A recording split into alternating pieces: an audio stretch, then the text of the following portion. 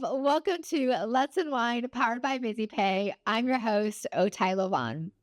I'm excited to bring to you this session because we're kicking off our Look Local First Day and the Boutique Hub's Pink Friday movement. So this fireside chat conversation is an opportunity for us to be informal, to be real, and at the same time be inspired. So if you like the content you're about to hear, please hit that subscribe button so you can get those notifications and let us know your thoughts because your feedback is important to us. We want to tailor content that is best in your interest and needs. So in today's partnership with the Boutique Hub, I'm excited to introduce to you Ashley Alderson, founder and CEO of the Boutique Hub. She is a mother, an influencer, a cancer survivor, and a speaker of sarcasm. So I have to say, I love that. And when I saw that on your profile, I needed to put it in somehow in the intro. So I mean, if you want to start coding movies, let's do it. Thank you so much for joining me and kicking off our Let's UnWine series. This series featuring Look Local First Day and Pink Friday movement. So let's unwind. Cheers. Cheers. What is your drink of choice there? Oh, a little Sauvignon Blanc today. That's nice. You actually went to actual traditional where I'm like drinking a press. Perfect. Perfect. All right. So let's talk about the Boutique Hub. Started in 2013 and is the world's largest boutique industry community.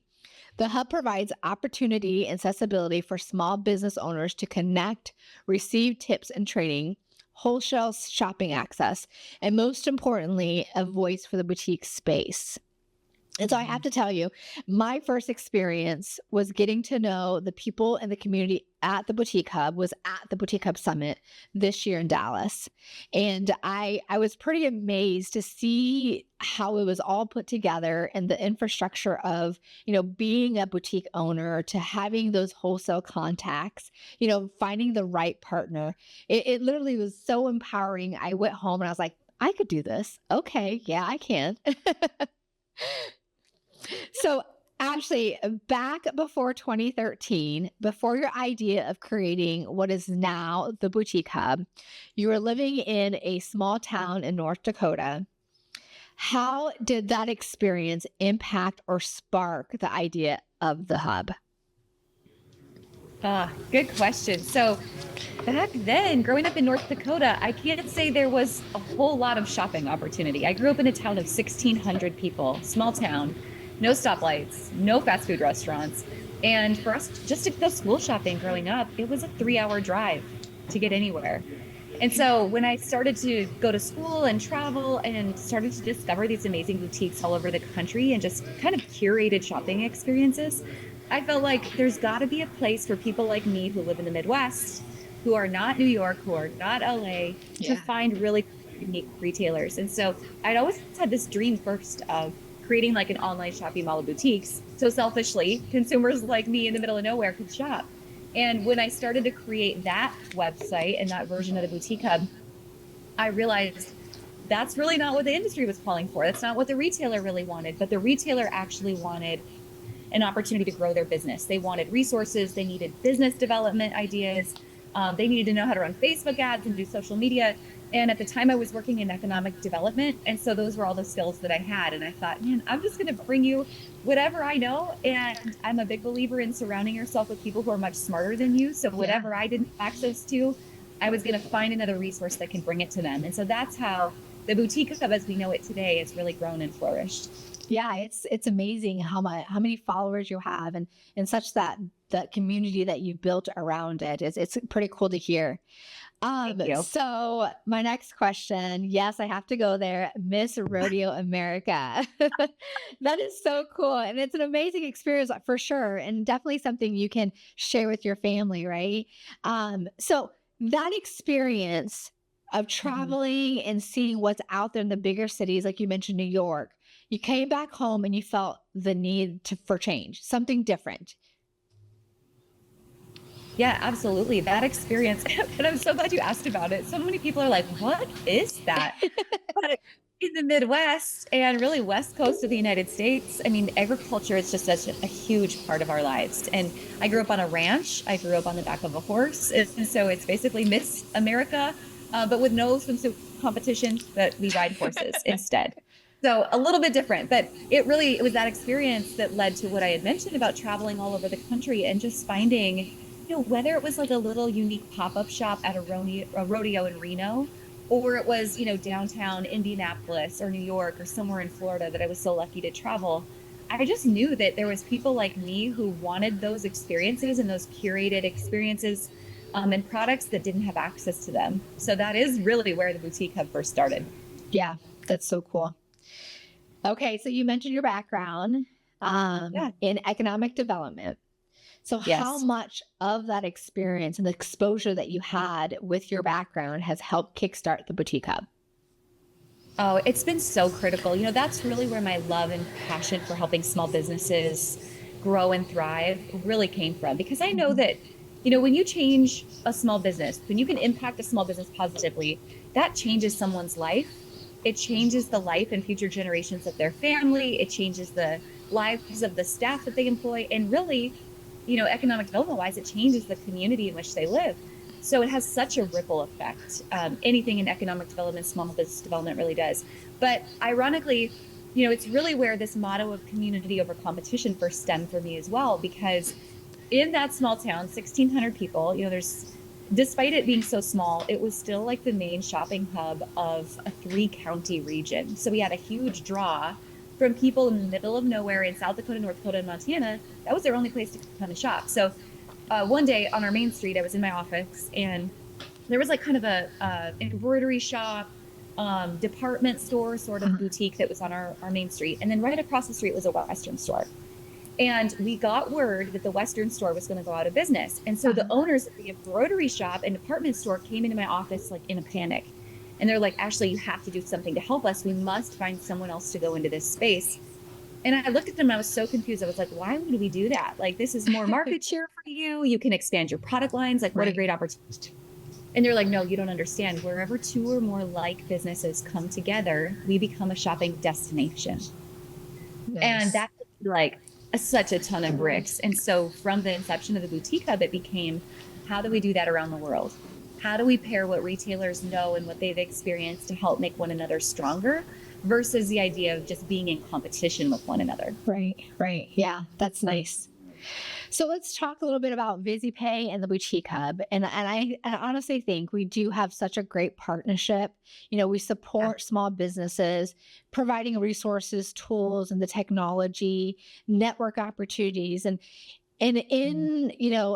we found each other, and I'm so thankful for that because I do think our mission aligns. So my curiosity for you, what was the highlight that brought us to the table that made us different from maybe in any other partnership that you could have chosen? Yeah. Well, am I allowed to say this, but Midwest is the best? Does Yeah. that offend Heck anybody if yeah. I just I have a sign hanging in my bathroom is like Midwest is the best. And I'd Yeah. love to tell people just that so I can offend them a little bit. But no, the truth is I do think our values just really align. And knowing, where your entire team comes from, where your company comes from, I appreciate your attention to what it means to be a small business owner and fee structure and, short-term versus long-term contract. I think all of those things are really important to help that small business owner get ahead. Right, right. Well, we are very passionate about our whys, and we build our infrastructure of our programs, our technology, and resources around our whys. And our 3 whys consist of culture, transparency, and being the voice for small business owners. And in that third why of being the voice for small business owners, we created a movement called Look Local First. And our goal with Look Local First is to bring together a community of small business owners, like-minded individuals, entrepreneurs, self starters, those supporters, to learn and network with each other, and at the same time be inspired about the small businesses within their community. So, really, the movement is to take action and turn what is a habit and could be a habit into creating awareness before the community is taken over by box stores. So, Yeah. Look Local First Day, which is pretty cool. We're based out in Waukee, Iowa, And 3 years ago, the city of Waukee declared Look Local First Day for us to be November 18th. In the last 2 years, we celebrated with our employees, a small celebration. And now this year, we're going big. We're sharing the celebration with the community. And, in Iowa, if you're here, showcase your support. We have a Look Local First Day vendor fair event that's happening Saturday, November 18th. Come out, show your support from 3 to 7. Those outside of Iowa, again, shopping local doesn't have to be in Des Moines, Iowa. It could be anywhere. So shop at a local boutique store, maybe go to a local restaurant, and then tag Look Local First. And I think it's so cool because as we had, shared our partnership with Boutique Hub, and we discovered that Boutique Hub has the same alignment with what you guys call Pink Friday. Again, same message. And I want you to kind of talk a little bit about that, Ashley. Tell us a little bit more about Pink Friday and the movement around that. Yes, well, I love that our missions are so aligned, and we both have these, very same strategies when it comes to the holiday season. So here's where Pink Friday came from. And in all transparency, when we go through the holiday weekend of Thanksgiving and then Black Friday and Small Business Saturday, I've always loved the Small Business Saturday movement, obviously the most. Yes. But what I've also really not loved about it is I feel like it's an afterthought of, most people have already gone and shopped Black Friday and they've spent the majority of their money at big box stores, and the small businesses kind of get whatever is left over. And that's the real bummer for me. What I recognized across our industry was there were so many retailers who were already experiencing a holiday open house or some sort of holiday launch the week before Thanksgiving, some of them even calling it Pink Friday. So the community came together at the Boutique Hub and said, why don't we all, in community over competition, work together, team up, and encourage our customers to support small businesses first. And so that's the motto of Pink Friday, is to support small first. And not only do I encourage people to collaborate, and we're seeing not just boutique owners, but salons and spas and all kinds of small business owners together to have events on this day, but I really want them to tell the story of what it means to be small.